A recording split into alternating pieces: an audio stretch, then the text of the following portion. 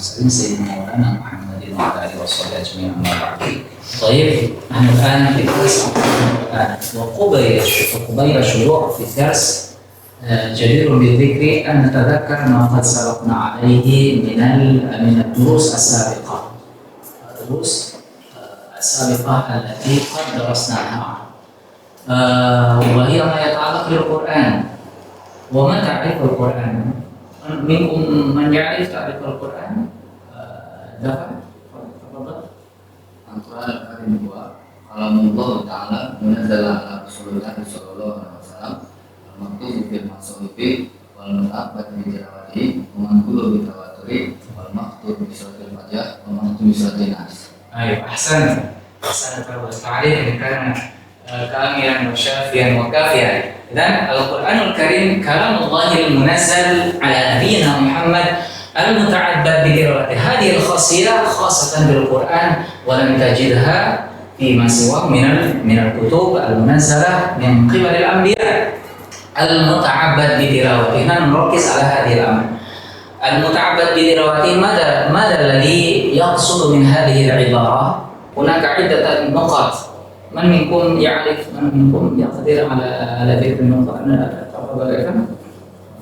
أن القرآن الكريم كلام الله وحي إلى رسول الله صلى الله عليه وسلم بلفظه تحدى به العرب. أيوة، النقطة التحدي حصل مع القرآن لأن القرآن نزل مقرونا بالتحدي. تحدي من قبل من؟ من قبل كفار قريش، لأن القرآن لأن كفار قريش كانوا أرباب الفصاحة، هم لديهم قدرة لديهم اللسان عجيب بالنسبة للغة العربية.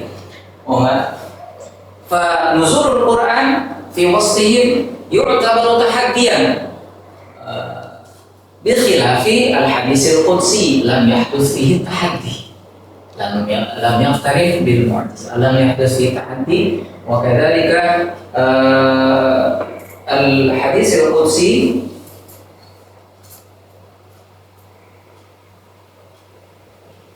لا يعتبر معجزة بخلاف القرآن طبعا. طيب النقطة الثانية، من منكم يتذكر الفرق بين آية القرآن الكريم لا يصير إلا إلى الله تعالى. صحيح. أيوه. وأما الحديث القرآن حديث القدسي حديث القدسي أيوه قد يروي مضافا إلى الله أيوه. وتكون نسبة إليه حينئذ نسبة إنشاء. نقطة الاختلاف الثانية بالنسبة للقرآن والحديث القدسي أن القرآن صح أن يقول وهو صح وواجب أن يقول كل مؤمن أن القرآن كلام الله تعالى، وصح قولنا قال الله تعالى في القرآن كذا وكذا. أما الحديث القدسي هناك اختيارات، صح أن يقول هو من حديث رسول الله قال رسول الله صلى الله عليه وسلم فيما يرويه عن ربه، وكذلك هناك اختيارات أخرى. إذا الاختيار مفهوم بالنسبة للحديث القدسي، ولا يصح أن يكون وتكون نسبة وقال الله تعالى أو يقول الله تعالى وقد يروي مضافا إلى رسول الله. هناك اختيارات بالنسبة للحديث القدسي. ثم نقطة الثالثة بالنسبة للاختلاف بين القرآن والحديث، منكم من يتذكر؟ Al-Quran kullu manqul bitawatur qad yasbur wal ahadis al-qudsiyah aksaruha khabarul ahad. Aywa, ahsan.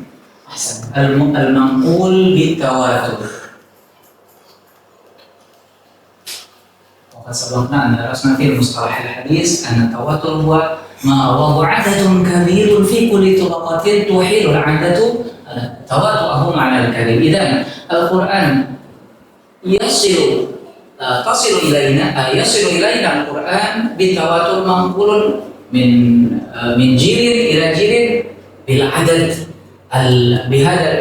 الكثير، وهذه الكثرة تروي جيلا بعد جيل حتى تصل إلينا.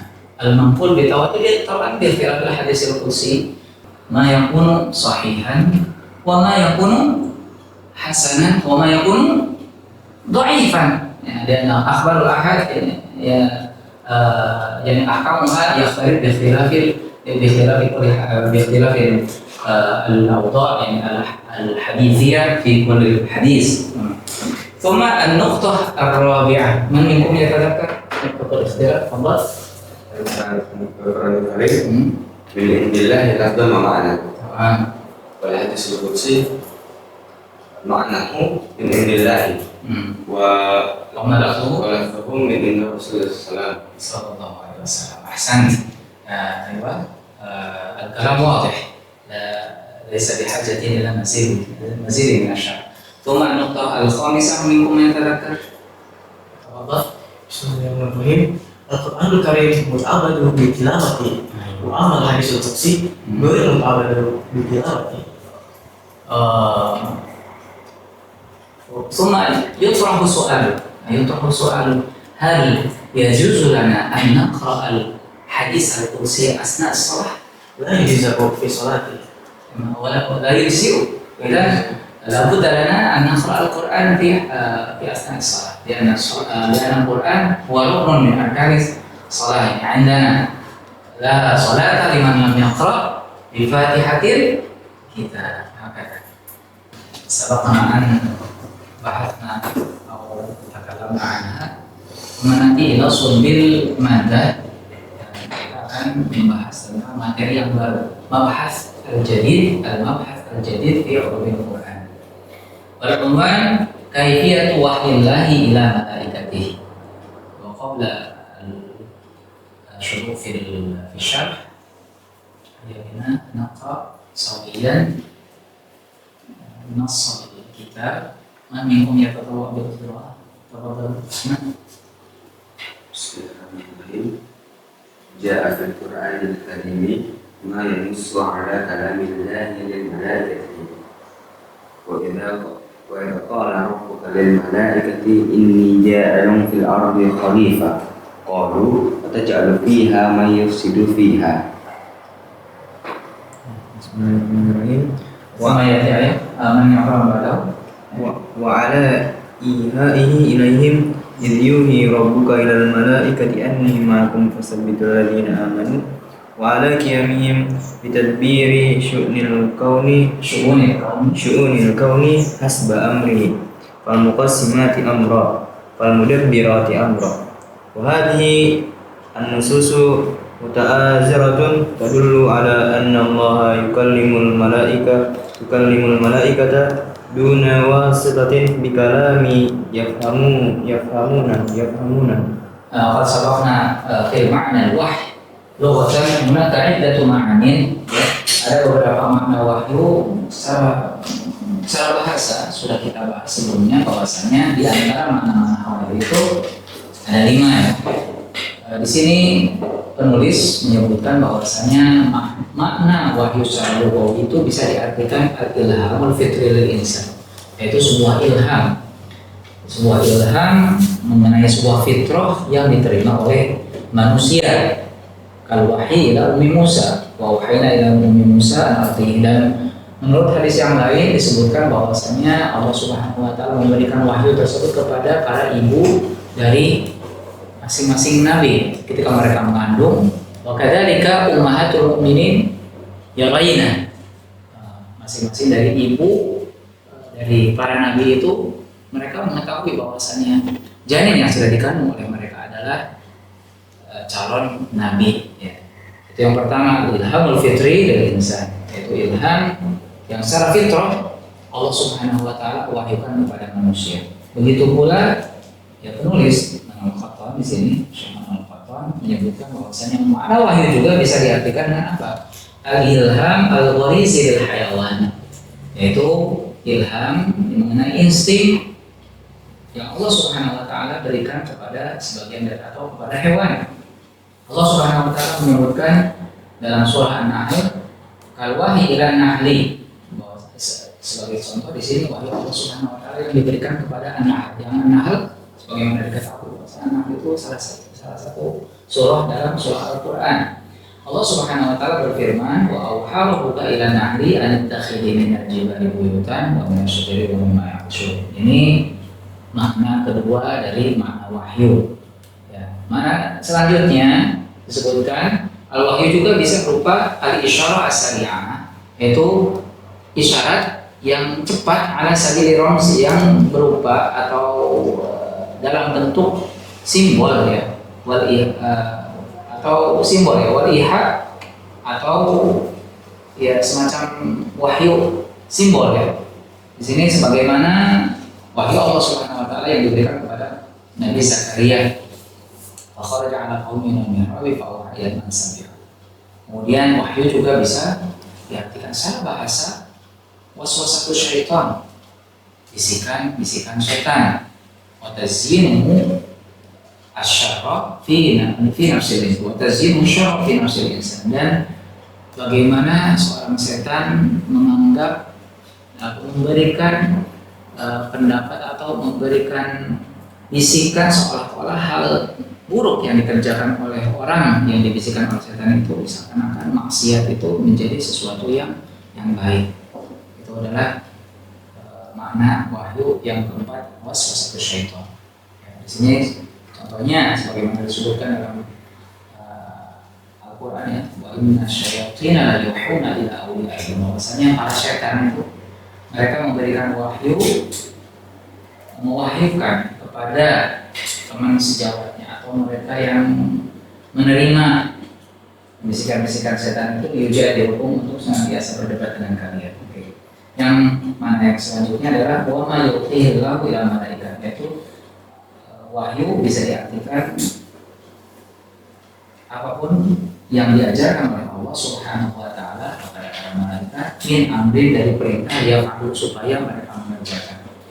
Dan menurut Ustaz Muhammad Am itu ya sudah kita bahas mengenai definisinya, itu hanya sekedar review sebelum kita masuk ke dalam usul bil madah al-jadidah. Kalau madah jadidah, kita akan membahas lebih dalam tentang bagaimana Allah Subhanahu wa taala mewahyukan kepada para malaikatnya.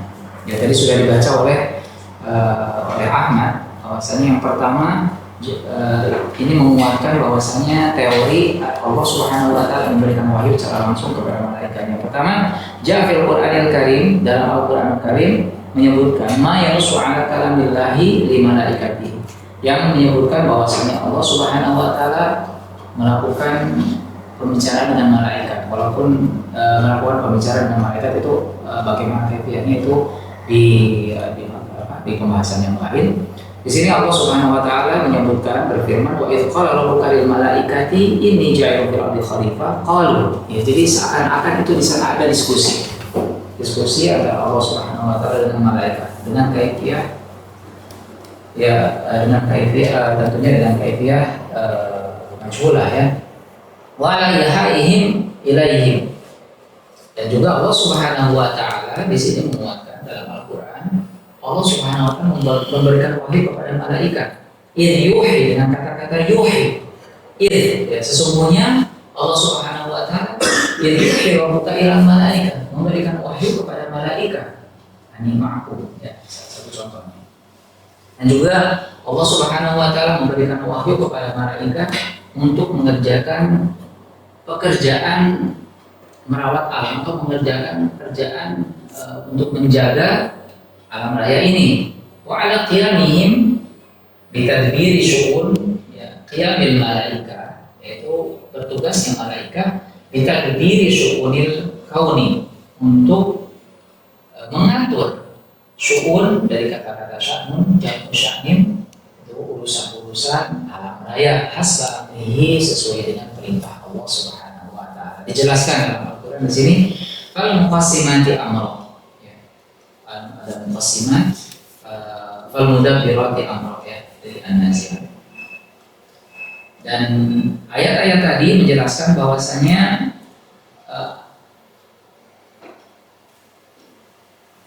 menguatkan pendapat yang menyebutkan bahwasanya Allah Subhanahu wa taala berbicara dengan malaikat duna wasitatin, tanpa adanya perantara dengan kalam atau jenis kalam yang dipahami oleh para malaikat. hadhihi nusus muta'azziratun, yaitu saling menguatkan ya.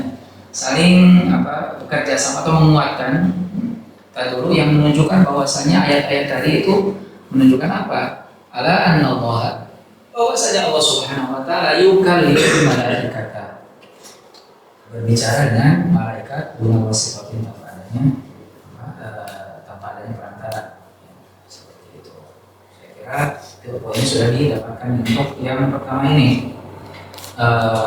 Namun tidak cukup hanya kalau kita memberikan dalil, karena dalil itu biasanya berupa ada dalil naqli, ada dalil akli ya. Dalil naqli berupa nas, menyambung dari apa yang sudah kita sampaikan di sini bahwasanya Allah Subhanahu wa taala. Jadi di sini kalimat-kalimat yang sudah kita jelaskan, yang sudah kita baca tadi menguatkan, dan juga ayat-ayat sudah kita perdengarkan menjelaskan bahwa Allah Subhanahu wa taala melakukan pembicaraan atau mewahyukan kepada malaikat secara langsung dengan apa? Dengan pembicaraan yang dipahami oleh para malaikat. Nah, tadi kembali kepada apa yang sudah kita baca di sini sebagai dalil. Penulis menyebutkan beberapa ayat yang menguatkan pendapatnya. Namun jika kita melihat bahwasanya dalil itu ada bermacam-macam, ada dalil naqli, ada dalil akli. Dalil naqli itu yang berupa nas. Nas itu apa? Nas itu mencakup dari Al-Quran dan juga Al-Hadis yang sudah kita baca, yang sudah dibaca oleh Ahmad dan juga Mufti, itu adalah dalil dari Al-Quran. Kemudian kita masih membutuhkan dalil naqli yang lain, yang dari sunnah yang menguatkan tentang pendapat bahwasanya Allah Subhanahu wa taala mewahyukan kepada malaikat tersebut. Baik, untuk faqrah at-taliyah man minkum yataqawwa bil qiraa'ah.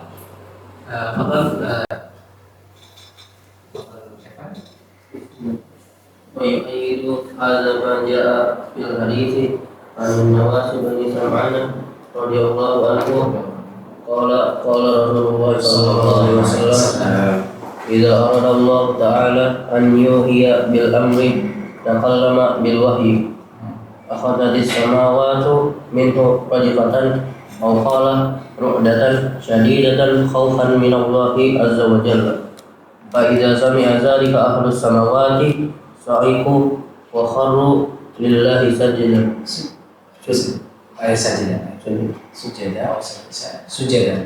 سجدا ويكون أول من يرفع رأسه جبريل فيكلمه الله من وحيه بما أراد ثم يمر جبريل على الملائكة كلما مر بسماء سأله الملائكة ماذا قال ربنا يا جبريل ويقول جبريل قال الحق وهو العلي الكبير ويقولون كلهم مثل ما قال جبريل فينتهي جبريل بالوحي إلى حيث أمره الله عز وجل.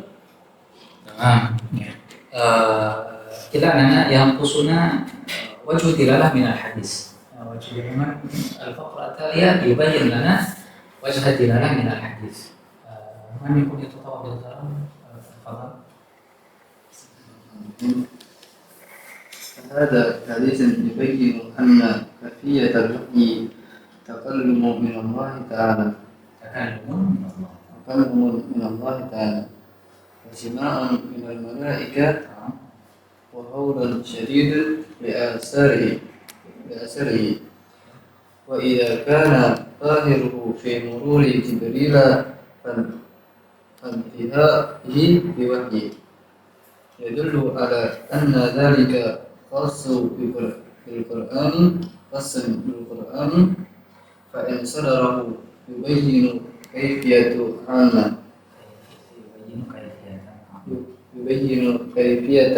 عامة صار مفعولا به صح؟ يعني جملة فعلية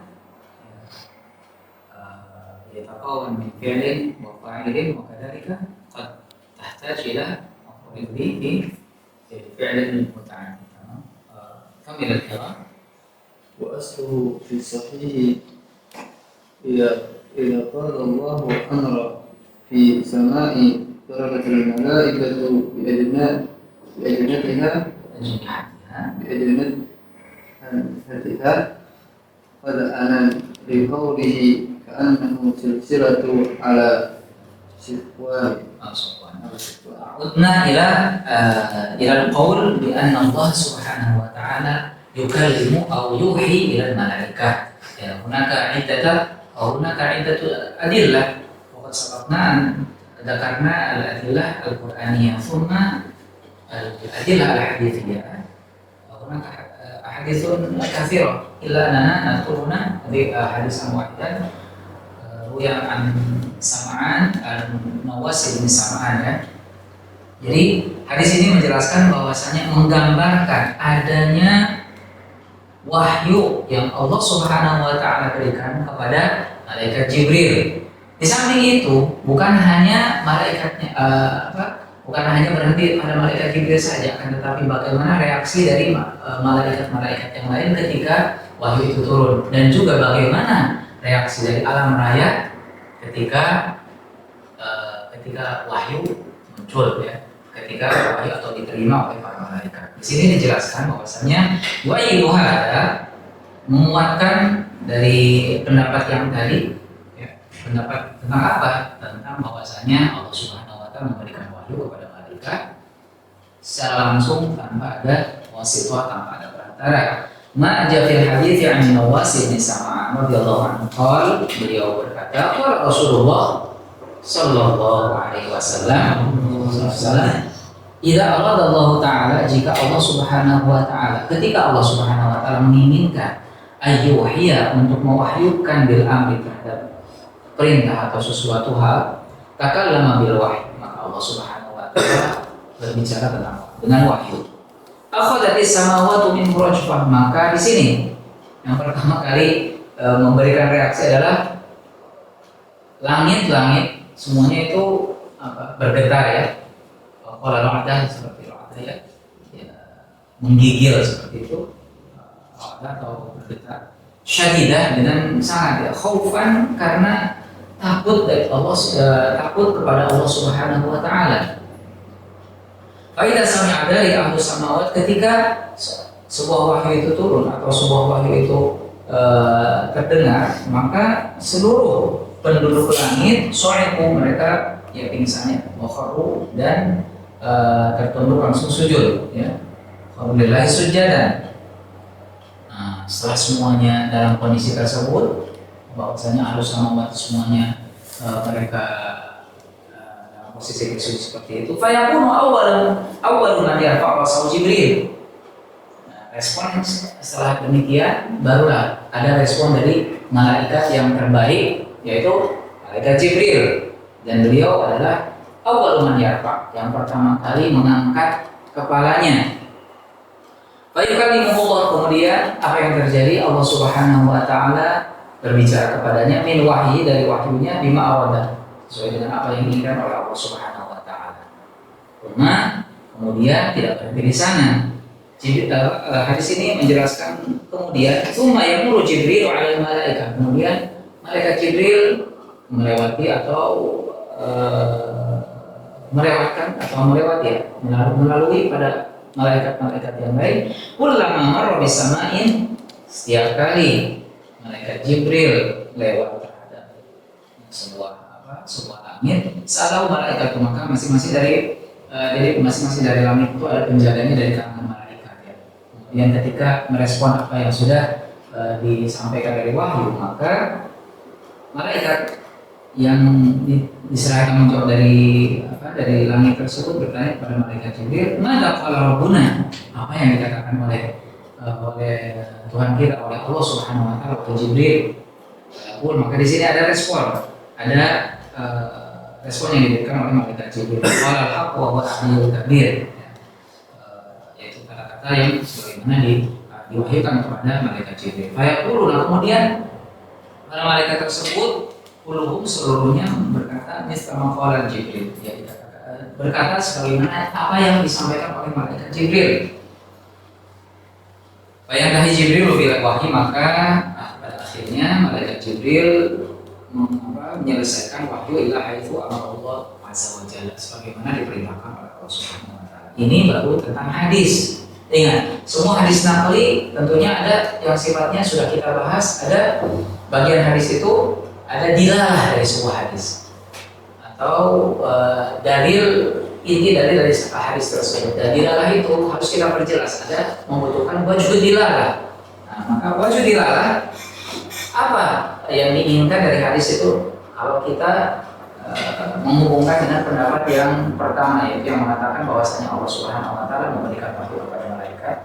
Padahal hadis tersebut yang panjangnya dari Muaz bin Salman tadi yubayinu menjelaskan anna kaifiyatal wahyi, bahwasanya tata cara wahyu minallahi itu takalumun minallahi afwan, anna kaifiyatal wahyi, bahwasanya tata cara wahyu itu apa? Takalumun minallah, ada pembicaraan dari Allah Subhanahu wa taala, wa sama' minal malaikat, dan responnya apa dari malaikat itu mendengarkan. Tapi tidak hanya itu saja, melibatkan hal yang lain, yaitu haulun syadidun, adanya apa? Adanya kondisi yang apa? Haulun itu semacam carut marut ya.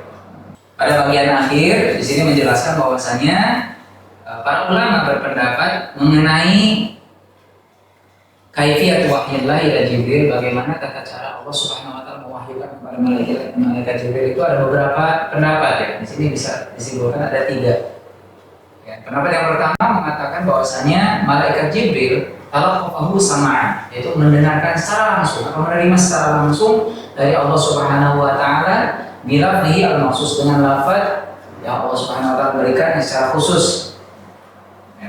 Itu pendapat yang pertama. Pendapat yang kedua menjelaskan bahwasanya anna Jibril hafidhahu, bahwasanya malaikat Jibril menghafalkan minal lauhi al mahfuz, jadi lauhul mahfuz. Ya. Sebagaimana dijelaskan bahwa tadi Al-Quran itu bal Quran najidun fi lauhil mahfuz, bahwasanya Al-Quran tertulis di lauhul mahfuz. Itu pendapat yang kedua. Pendapat yang ketiga, anna Jibril ulqiya ilaihil ma'na, bahwasanya malaikat Jibril diwahyukan kepada malaikat Jibril itu makna atau isi dari wahyu, wal alfaz di Jibril, sedangkan redaksi atau kalimatnya itu dibuat oleh malaikat Jibril atau dibuat oleh Rasulullah SAW. Namun dari ketiga pendapat tersebut bisa kita simpulkan bahwasanya ar-ra'yul awal yang mengatakan bahwasanya Jibril talaqahu sama'an, bahwasanya malaikat Jibril secara langsung menerima dari Allah Subhanahu wa taala dengan lafaz yang khusus, itu adalah pendapat yang dibenarkan. Bahwa alaihi al-sunnah, dan pendapat ini yang diadopsi atau diambil oleh al-sunnah wal jamaah, wa yu'ayyiduhu, dan dikuatkan oleh hadis Muaz bin Salman, dari hadis Muaz yang sudah kita baca, yang tadi dibaca oleh Evan ya, hadis Muaz yang sudah kita baca. Ya, baik. Ya, akhirnya bihadzal qadr, insyaallah nanti في فرصة أخرى من درس علوم القرآن. نختم بالحمد لله رب العالمين. سبحانك اللهم وبحمدك أشهد أن لا إله إلا أنت أستغفرك وأتوب إليك. السلام عليكم ورحمة الله وبركاته. Ya man.